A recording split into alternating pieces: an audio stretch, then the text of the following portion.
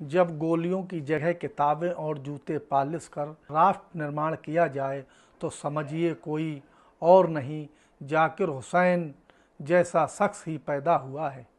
वो स्वतंत्रता सेनानी जिसने बंदूक नहीं उठाई मगर अंग्रेज़ों की नींव को हिला दिया। यह सिर्फ शिक्षा के जरिए भारत के स्वतंत्रता आंदोलन की जब भी बात होती है तो राजनीतिक नेताओं की पहली पंक्ति ही चर्चा में आ जाती है, मगर इतिहास की असली रेखाएं उन नायकों ने खींची जिन्होंने बिना शोर शराबे, बिना हथियार उठाए समाज और शिक्षा के जरिए क्रांति को जन्म दिया।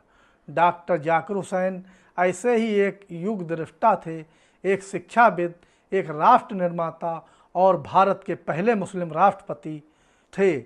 8 फरवरी 1897 को हैदराबाद के एक संपन्न पठान परिवार में जन्मे जाकिर हुसैन की असली बुनियाद उत्तर प्रदेश की धरती पर तैयार हुई थी। अलीगढ़, बरेली, मुरादाबाद, आगरा और लखनऊ जैसे शहरों ने न सिर्फ उनके विचारों को निखारा बल्कि उनके भीतर के राष्ट्रवाद को भी जगाने का काम किया। शिक्षा, उर्दू, संस्कृति और सामाजिक सुधार की गहराई ने उन्हें सिर्फ एक शख्सियत नहीं, एक विचार बना दिया। सिर्फ 23 वर्ष की उम्र में जाकिर हुसैन ने वह फैसला लिया जो क्रांति का बीज बन गया। जब गांधी जी ने अंग्रेज़ों के शिक्षण संस्थाओं के बहिष्कार का आह्वान किया तो जाकिर हुसैन ने जामिया मिलिया इस्लामिया की नींव रखने में अहम भूमिका निभाई। जर्मनी की बर्लिन यूनिवर्सिटी से पीएचडी करने के बावजूद उन्होंने विदेश में नौकरी का मोह नहीं पाला, बल्कि वापस भारत लौटे और भारत की मिट्टी को अपनी कर्मभूमि बना लिया। 1927 में जब जामिया बंद होने के कगार पर था तब उन्होंने 21 वर्षों तक संस्था को न सिर्फ आर्थिक संकट से बचाया बल्कि उसे देशभक्ति, आधुनिकता और आत्मनिर्भरता की मिसाल बना दिया। वे केवल एक प्रशासक नहीं थे, वे जीते जागते आदर्श थे।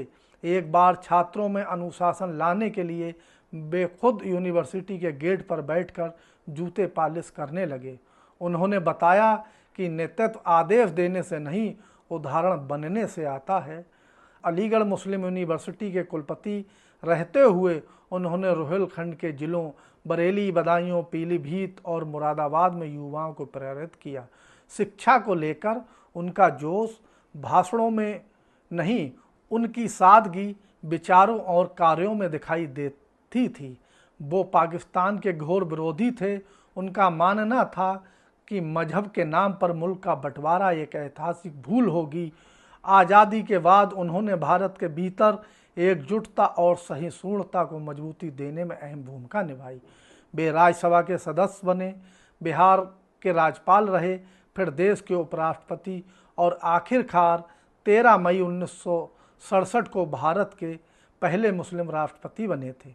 लेकिन नियति ने उनका साथ लंबा नहीं दिया। 3 मई 1969 को राष्ट्रपति पद पर रहते हुए उनका निधन हो गया। वे पहले राष्ट्रपति बने जिनका इंतकाल मृत्यु कार्यकाल के दौरान हुई थी।